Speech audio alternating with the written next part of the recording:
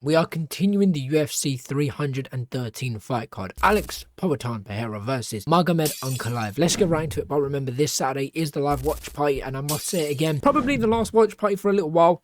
Give it a few weeks and I will be back, but I have a reason. If you want to know the reason, I just can't be asked to explain it now. Check out the last video if you want to know. But let's get right into today's video. This being Lemos versus Iasmin Lucindo. Lucindo is 17-5. Her country is Brazil. She stands at 5'3" tall.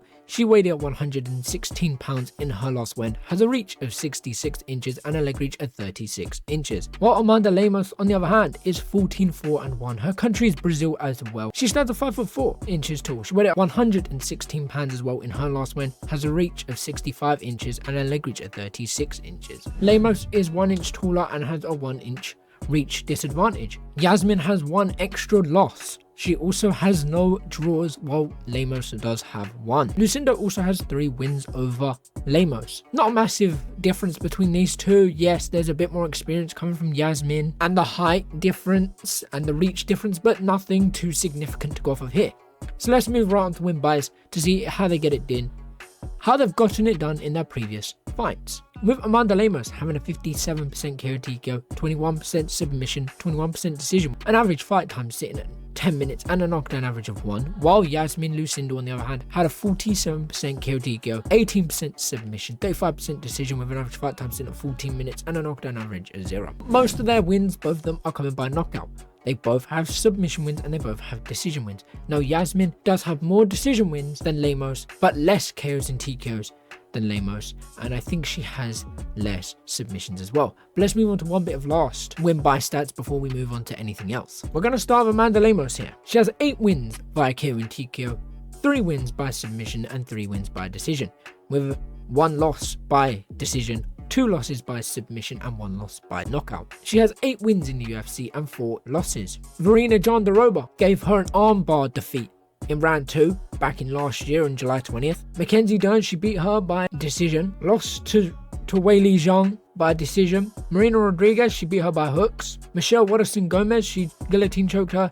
And Jessica Andrade standing triangled her. That's a crazy good, that's a pretty good UFC record there. So her most common losses in the UFC is by submission and decision. She's been knocked out once, lost by decision once, and lost 2 times via submission. So what are weaknesses for Lemos? It appears to be the submissions. She seems to struggle with submissions a bit. She does get submissions, she does get knockouts, she does get decision wins. But based off of these stats, the way that she's lost most commonly is by submission. So she has to be very cautious when going for submissions because she's putting herself at a risk of getting submitted here. Her most common wins are coming by knockout. So she should try and avoid the grappling, not at all costs, but be cautious when going down if you have to go down, if you get taken down, and try and keep it on the feet as best as you can because you do get fairly more knockouts than anything in your fights. Now you have got 1 to 2 knockouts, you have like 2 to 3 decisions, and the rest will come in by KO and TKO. Now let's move on to Iasmin Lucindo. Iasmin Lucindo has never been knocked out.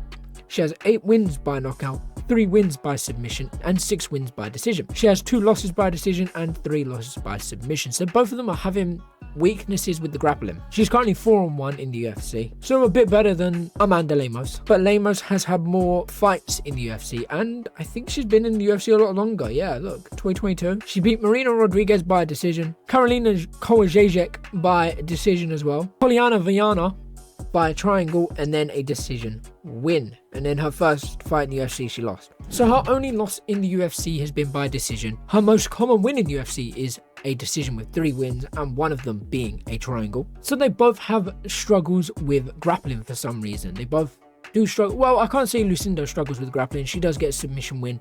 She has had a submission win. So has Lemos, but Lemos has actually been stopped by submission, while Lucindo hasn't been stopped in the UFC by submission, but she has been stopped by decision. So Lemos should use her striking, try and get as many strikes as possible, land as many, make sure they're significant strikes, and have high volume, high output, and try and avoid the grappling, because if you go down, I think Lucindo will have the knowledge to submit you. So try and keep it on the feet, try and strike, try and force her back, because Lucindo is going to struggle with that and could probably lose either by knockout. If not, she'll lose by decision because of your output.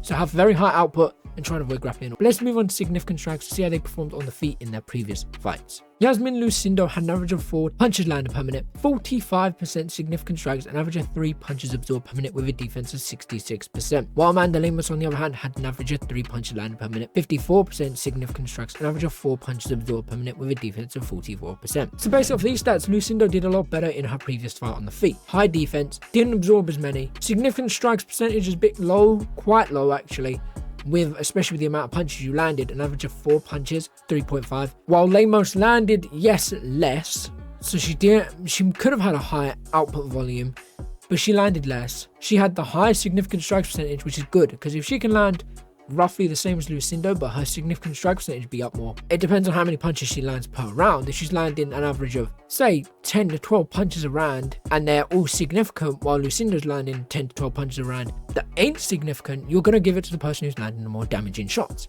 who would be Lemos in this factor. So Lemos does very well at landing damaging shots, while Lucindo does very well at just landing shots. Lemos's worst attribute here is the defense. She has very, very poor defense, especially in her previous fight. Now, Lucindo, on the other hand, very good defense.